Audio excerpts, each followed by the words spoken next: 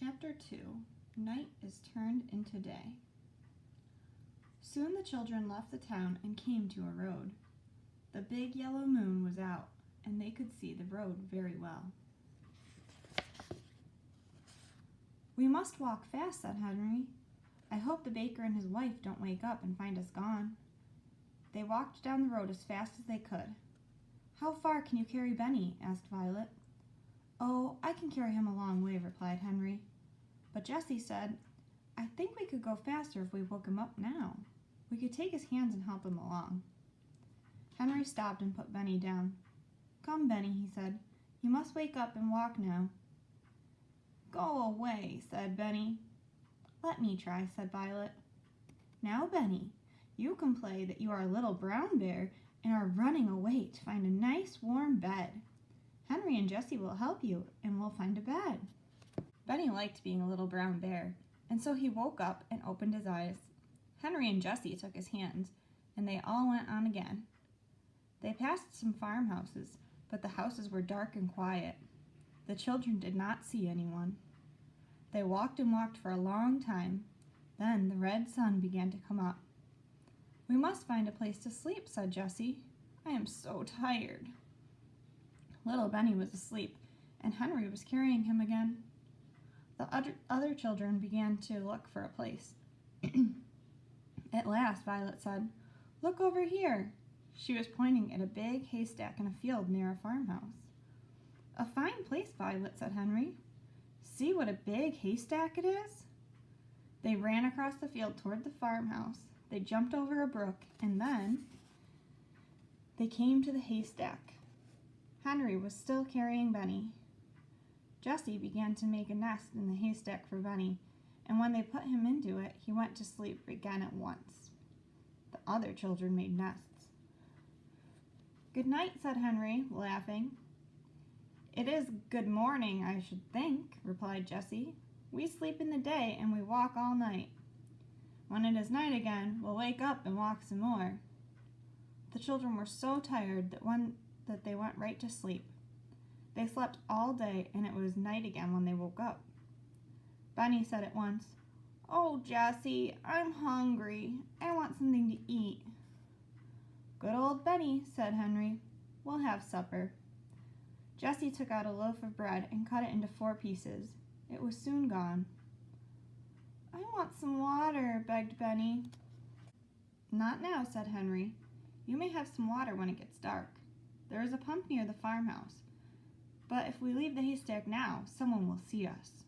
When it was dark, the children came out of the haystack and went quietly toward the farmhouse, which was dark and still. Nearby was a pump, and Henry pumped water as quietly as he could. He did not even wake up the hens and chickens. "I want a cup," said Benny. "No, Benny," whispered Henry. "You will have to put your mouth right in the water. You can play you are a horse." This pleased Benny. Henry pumped and pumped, and at last Benny had all the water he wanted. The water was cold and sweet, and all the children drank. Then they ran across the field toward the road. "If we hear anyone," said Jessie, "we must hide behind the bushes." Just as she said this, the children heard a horse and cart coming up the road.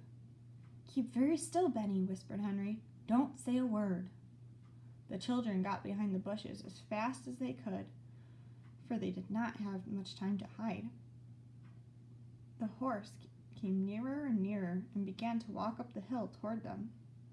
Then the children could hear a man talking. It was the baker. "I wonder where those children went," he said. "I don't think they could walk as far as Silver City. If we don't find them in Greenfield, we'll go home." "Yes," answered his wife. "I do not want to find them anyway. I don't like children. But we must try a little while longer.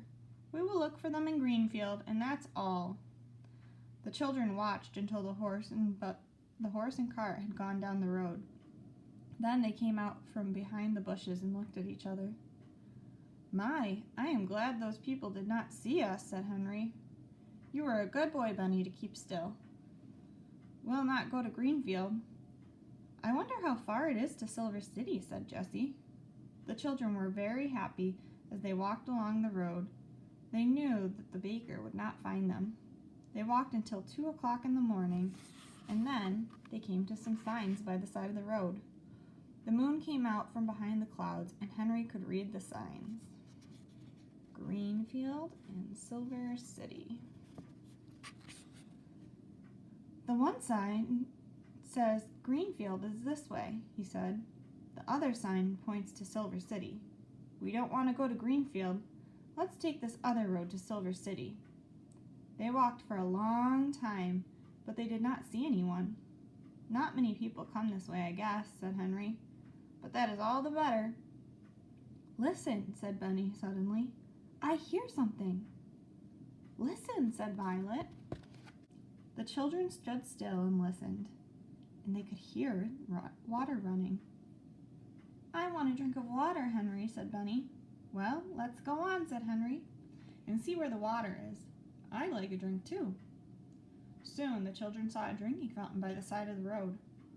Oh, what a fine fountain this is, said Henry, running toward it. See the place for people to drink up high, and a place in the middle for horses, and one for dogs down below. All the children drank some cold water. Now I want to go to bed, said Benny. Jessie laughed. You can go to bed very soon. Henry was looking down a little side road, which had grass growing in the middle of it. Come, he cried. This road goes into the woods. We can sleep in the woods.